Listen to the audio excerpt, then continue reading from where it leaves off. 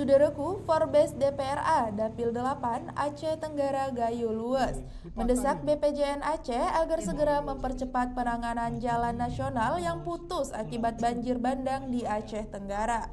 Saat ini, Kabupaten Aceh Tenggara berada dalam kondisi terisolasi akibat terputusnya akses jalan utama, khususnya di Kecamatan Ketambe. Sejumlah ruas jalan nasional dilaporkan ambruk dan tidak dapat dilalui kendaraan, sehingga distribusi bantuan logistik, bahan bakar minyak, serta kebutuhan pokok bagi warga terdampak banjir bandang terhambat.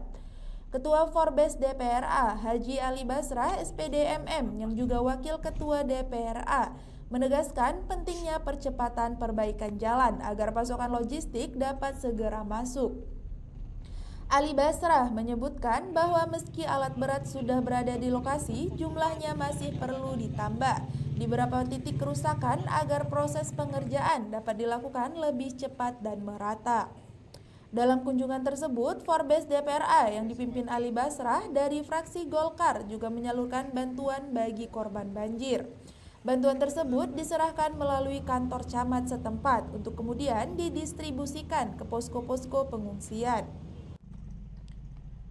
Ali Basrah berharap perbaikan jalan darurat dapat diselesaikan dalam waktu 3 hingga 5 hari, sehingga akses transportasi menuju Gayo Lues kembali terbuka.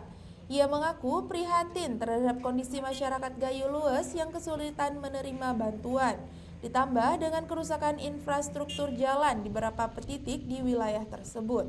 Berdasarkan pantauan wartawan di lapangan, sejumlah ruas jalan di kawasan Kati Maju, Bener Papah, dan sekitarnya, Kecamatan Ketambe mengalami kerusakan parah. Di beberapa titik, warga terpaksa berjalan kaki karena kendaraan bermotor tidak dapat melintas.